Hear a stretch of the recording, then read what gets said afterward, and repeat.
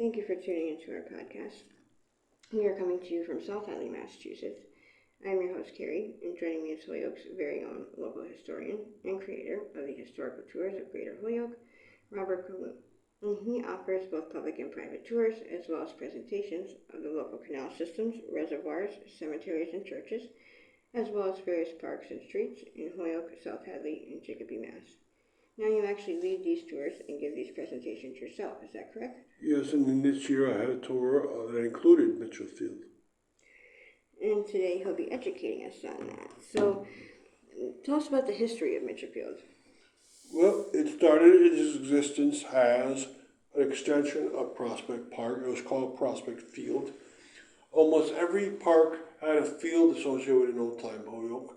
And so Prospect Park, which is a very old park in Holyoke, formerly made in 1884, had an extension along its way that was Prospect Field. And this field was made to be just that, a baseball and football field area. Before Mackenzie Field came around, there were fields around that had to have the size of a football field, and that was one here at Mitchell Field. And so it's still that, and we'll see that along the way. And where it is fits into his neighborhood, even though the neighborhood has changed drastically around it.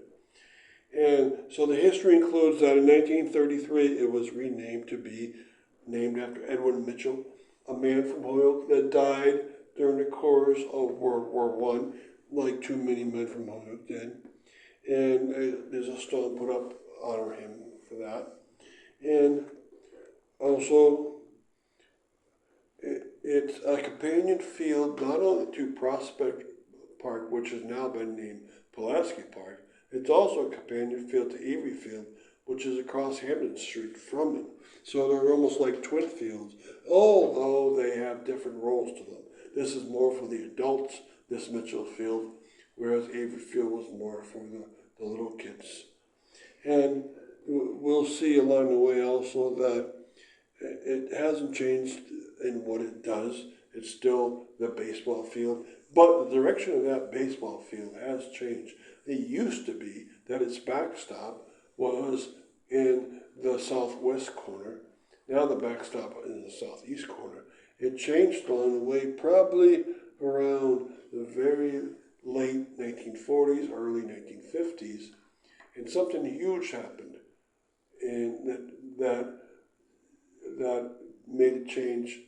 That made that change really fortuitous, and that's it gained a rotary and a bridge in this area. Now, what are some of the modern amenities of the park that people might enjoy? Okay, so it's always been the football field and the baseball field of a lot of the big sports. It used to be Holyoke Catholic's football field, but when Mackenzie and Roberts Stadium were made, in Alumni Stadium, they switched over there. It, for a long time, was their baseball field, their varsity field. And that was a big deal. And you could fit that, even though the center field was closed, they raised the height of the center field. And so the amenities are such that you can still have those sports now. Problem is that it's the worst park in Holyoke to find parking, because Hampton Street, right around there, is a busy place. So if you do park there or on the other side of Hampton Street, be careful, because the Hampton Street itself has so many people coming off from the Highlands or coming around that rotary that want to go fast. And so be careful around that area. Now, it's a big park. You can actually walk around it. It's not good to do dog walking here, but if you like to hike, it's a good park to walk around. It's very close to those other two parks I'm going to mention along the way. So quickly, before we continue with the rest of our interview, just to fill our listeners in, if you want to find out more information or sign up for any of his various tours, you can check out his website at holyokecanaltour.org. And there he has both videos of the various stops along each tour, and also past and present photos of the historical sites throughout as well. And if you're interested in setting up a private tour, you can email him directly at bobcat4214, and they are perfect for fun and educational outdoor activities for the whole family, or for your group parties, especially those special occasions and get-togethers. They're also good just for getting outdoors for the day. So getting back to our interview, how does this field fit into its neighborhood? It used to fit very well. And that was in the days before the Rotary and Bridge were here. I'm talking about the Mully Bridge. And again, it used to be an extension of the vast Pulaski Park. And also being across Avery Field, it was connected very well to Beach Street, Linden Street, and Oak Street, very heavy residential streets. So it was on the edge of downtown, which means it's going to get lots of use, and it fit very well.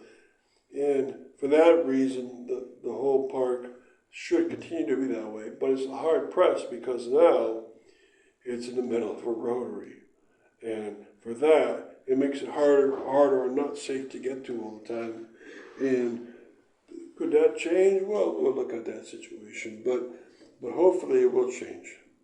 And how should this field, or what should this field evolve into?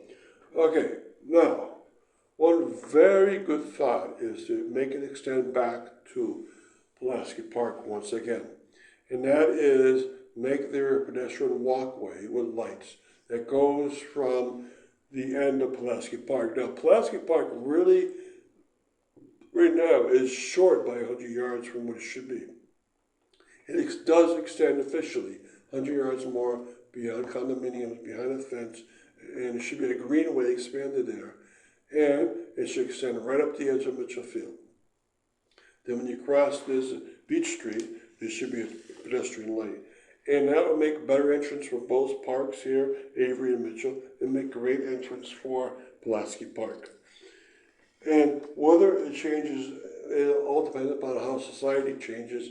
Do they still want baseball and football to dominate here, or will other sports come in? So that's one thing to look at. And also, on the other side, maybe put a pedestrian walkway from Avery Field into Mitchell Field. So it's left now that it's very hard to get across these two fields. And for that reason, it's not as heavily used as it should be. There might be some good reasons to that, because adult baseball games take place here, and you don't want too many people around ruining the field. But again, you want to have fields available to the people that live in this area, and that could improve with these pedestrian lights in two different places. So thank you, Robert, for educating us on your tours, and we want to thank our listeners for tuning in.